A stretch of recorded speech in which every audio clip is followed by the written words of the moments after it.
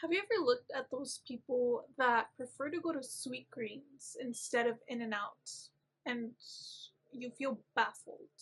There is no way they prefer a salad and some green juice over a burger and a Coke. Babe, they do. They actually enjoy eating their fruits and veggies. And I'm going to tell you how they got there. Hello, and welcome to Level Up, a self improvement podcast where we talk about all things personal development, self help, self improvement, basically anything that you need to know in order to level up. I am Mariana Solis, and I am your host. Before we get started, though, don't forget to like, subscribe, and comment on this video because it really does help me to keep going. I am posting and recording episodes every single week, and I have like 30 subscribers to my name, so it helps me out.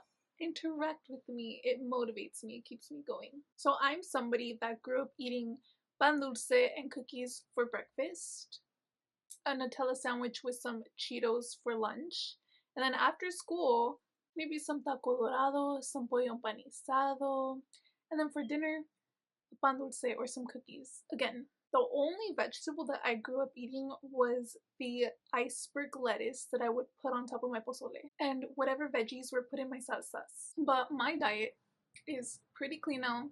Yesterday I went to brunch and I got an acai bowl with some green juice at a place that served a chilaquile burger, a dulce de leche French toast, a concha pancakes, mazapan frap. Now, I am not saying that I am never gonna eat those delicacies. I do sometimes choose the dulce de leche pancakes over the acai bowl. But I had a realization that I did a whole 180. Like, never in my life would I have thought that I would have been the bitch to order green juice for brunch instead of mimosas. And it didn't come from a place of restriction. I made the decision because I actually enjoyed the nutrient dense options.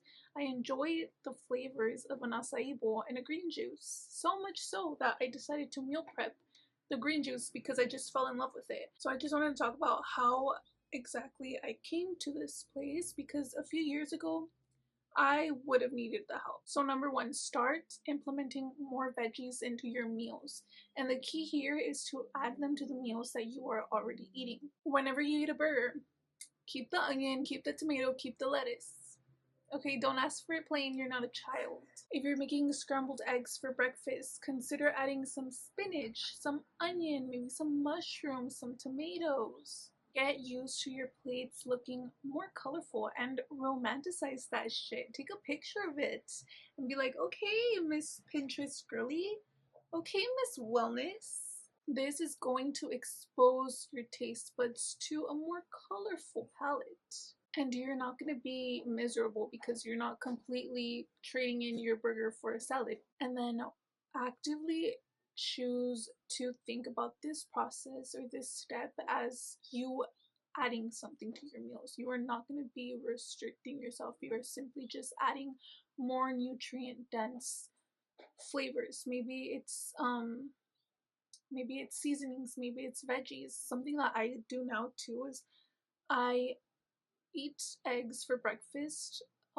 Most mornings I add spinach and sometimes arugula, but I add turmeric and black pepper, garlic powder, and onion powder to my eggs. They are all just very nutrient dense things to add. Oh, and nutritional yeast. They're just very like nutrient dense things to add there.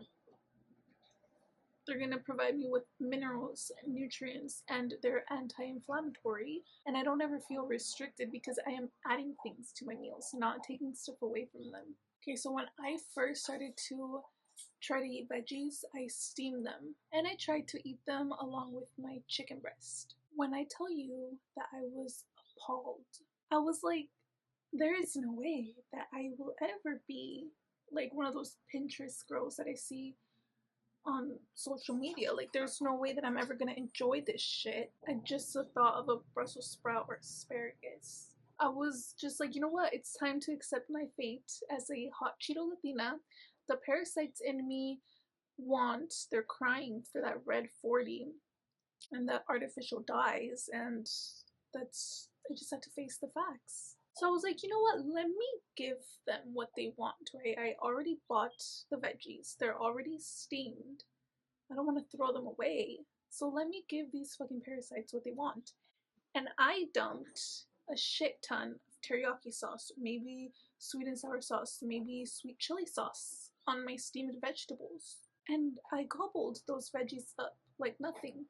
Now, are these sauces filled with maybe high fructose corn syrup or loaded with sugar or lots of artificial dyes? Are they going to be the healthiest option for me? No. But sometimes you just gotta do what you gotta do. There is no way that I would have finished those steamed veggies if I didn't add some sauce onto them. There's just no way. I was so disgusted by just the blandness of the veggies. But when I added a little bit of flavor, a little bit of sugar, and the things that I was used to, no problem eating them at all. And guess what? Over time, I didn't even eat the sauce, or maybe I added a little bit less sauce every day until I was so used to just not eating them with sauce. Now, when I try dumping a sauce on my veggies, like I prefer just the steamed veggies. Now, years later, by the way, this was like a 5 year process, so it's gonna take time. But you see what I mean? Like if I would have never done that first step of just adding a shit ton of junk onto my veggies, I would have never been in this place right now where I can eat veggies and enjoy them. And so I started looking forward to these like side dishes that I created. And then I was like, okay, it's time for something more. And I started experimenting with different textures. I was roasting my veggies, pureeing them, sauteing, you name it. The way that you cook your vegetables, they drastically change the way that they taste. So experiment with the way you cook them and find flavors that you actually enjoy eating. And so after experimenting with different recipes that are going to give you different seasoning mixes, different ways to cook your veggies, you should have a few dishes or side dishes that are loaded with vegetables that you actually enjoy eating. So now it's just time to make sure that you're actually eating them. That is where meal prepping or meal planning comes into play. Because this is a fairly new habit. Think about how long you have been eating processed foods, highly processed meals. For me, it was a decade and a half. So this is extremely, extremely new. And old habits die hard. New habits, super easy to break. So you have to make it really, really easy for you to stick to eating more nutrient dense foods. Because let's face it, a carrot, no matter how you cook it, it's not going to be better than spicy chicken nuggets and a large fry. And when you are hungry and you don't have any food waiting for you back at home on your drive home from work, you're more likely to stop at a drive-thru and order just that, the spicy chicken nuggets and the large fry. And listen, there is nothing wrong with going to the drive-thru. I still go to the drive-thru sometimes, and promise you, your favorite fitness influencers still go to the drive-thru sometimes. Your favorite wellness girly sometimes still goes to the drive-thru. It's fine. But like I said, old habits die hard. And if you eat out for breakfast, lunch, dinner, continuously for a week straight, and you've only been focusing on adding in veggies for the past 3 weeks, it's going to be so much harder for you to revert to eating healthy after that 1 week of eating like shit. Why? Because you're going to be frying your taste buds. It's not a lie when people say the parasites in the stomach want Red 40, the parasites in my stomach want hot Cheetos or Canes or whatever. They do, they do, they do. The more you feed yourself these shitty foods, the more you're gonna crave them. The more sugar you incorporate in your diet, processed sugar, the more you're gonna crave it. So meal prep high nutrient dense foods or meals so that you make eating your veggies as easy as pulling up to the drive-thru. Because especially if you live in America, I don't think I can go a mile without seeing a fast food joint. Like they're everywhere. It's so easy to stop at a drive-thru.